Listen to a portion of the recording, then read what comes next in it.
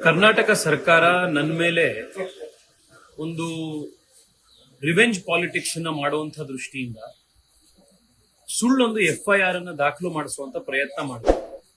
ನಾನೊಂದು ಸುಳ್ಳು ಸದ್ದಿ ಹಬ್ಸಿದ್ದೀನಿ ಅನ್ನುವಂತ ಒಂದು ಆರೋಪದ ಮೇಲೆ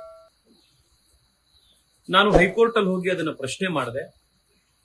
ವಿಸ್ತಾರವಾದಂತಹ ಒಂದು ತೀರ್ಪನ್ನ ಹೈಕೋರ್ಟ್ ಕೊಟ್ಟು ಆ FIR ಅನ್ನ ಕ್ವಾಶ್ ಮಾಡಿದ್ರು. ರಾಜ್ಯ ಸರ್ಕಾರ ಅಲ್ಲಿಗೆ ಸುಮ್ಮನಾಗಬೇಕಿತ್ತು. ಆದ್ರೆ ರಾಜ್ಯ ಸರ್ಕಾರದವರು ಸುಪ್ರೀಂ ಕೋರ್ಟಿಗೆ ಮತ್ತೆ ನಾವು FIR ಫೈಲ್ ಮಾಡಬೇಕು ಅಂತ ಹೇಳಿ ಅಪೀಲ್ ಮೇಲೆ ಹೋದ್ರು. ನಿನ್ನೆ ಸುಪ್ರೀಂ ಕೋರ್ಟು ರಾಜ್ಯ ಸರ್ಕಾರಕ್ಕೆ ಛೀಮಾರಿ ಹಾಕಿ ರಾಜ್ಯ ಸರ್ಕಾರಕ್ಕೆ ಒಂದು ರೀತಿ ಕಪೋಳ ಮೋಕ್ಷ ಕೊಟ್ಟು ಕೇಸನ್ನ ಡಿಸ್ಮಿಸ್ ಮಾಡೋದಷ್ಟೇ ಅಲ್ಲದೆ ರಾಜ್ಯ ಸರ್ಕಾರದ ಮೇಲೆ ದಂಡವನ್ನು ಕೂಡ ವಿಧಿಸಿದ್ದಾರೆ.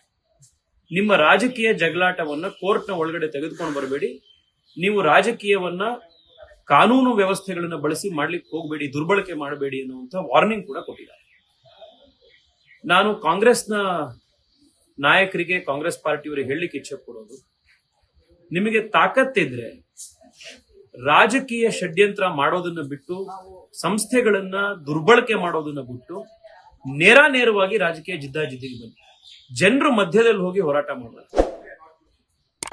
ಕಾಂಗ್ರೆಸ್ನವರು, ಕಾಂಗ್ರೆಸ್ ಸರ್ಕಾರ ಈಗಲಾದ್ರೂ ಇದನ್ನ ಅರ್ಥ ಮಾಡ್ಕೊಳ್ಳಿ ಅಂತ ಹೇಳಿ ನಾನು ಆಗ್ರಹ ಮಾಡ್ತಾ ಇದ್ದೀನಿ. ಲೇಟೆಸ್ಟ್ ಹಾಗೂ ಇಂಟ್ರೆಸ್ಟಿಂಗ್ ಸುದ್ದಿಗಳಿಗಾಗಿ ಬಾಸ್ ಟಿವಿ ಕನ್ನಡ ಚಾನೆಲ್ನ ಸಬ್ಸ್ಕ್ರೈಬ್ ಮಾಡಿ. ಹಾಗೆಯೇ ಬೆಲ್ ಐಕಾನ್ ಪ್ರೆಸ್ ಮಾಡಿ. ಇದರ ಜೊತೆಗೆ ಫೇಸ್ಬುಕ್, ಇನ್ಸ್ಟಾಗ್ರಾಮ್, ಎಕ್ಸ್ನಲ್ಲೂ ಮಿಸ್ ಮಾಡದೆ ಫಾಲೋ ಮಾಡಿ.